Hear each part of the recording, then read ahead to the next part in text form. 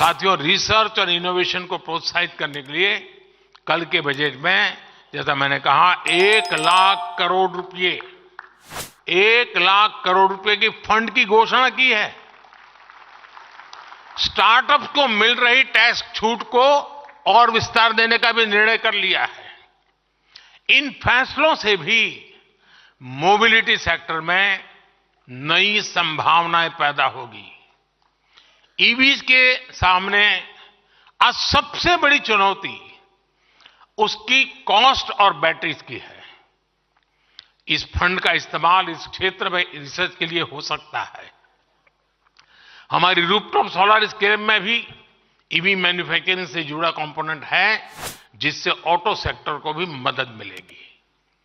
जब solar rooftop की संख्या बढ़ेगी तो स्वाभाविक है कि बड़ी संख्या में बैटरीज की भी जरूरत होगी। आपके लिए इस सेक्टर में भी विकास की बहुत बड़ी संभावनाएं हैं।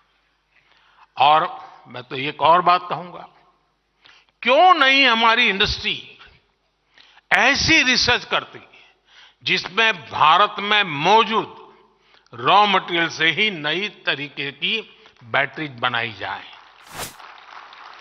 क्योंकि दुनिया को चिंता है कि ये रॉ मटेरियल कितने लंबे अरसे तक चलेगा और तब क्या होगा। हम अभी से क्यों ना ऑल्टरनेट ले।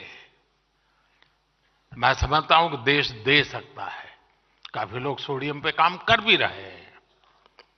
और सिर्फ बैटरी ही नहीं, ऑटो सेक्टर को ग्रीन हाइड्रोजन और इथेनॉल के क्षेत्र में भी नई रिसर्च को बढ़ावा देना चाहिए।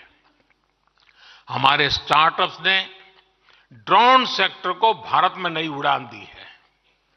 इस फंड का इस्तेमाल ड्रोन से जुड़ी रिसर्च में भी हो सकता है। आज हमारे वाटरवेज ट्रांसपोर्ट के बहुत ही कॉस्ट इफेक्टिव माध्यम बनकर उभरे हैं।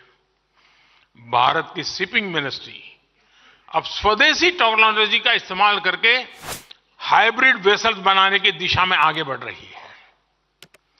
आपको भी इस दिशा में जरूर आगे आना चाहिए।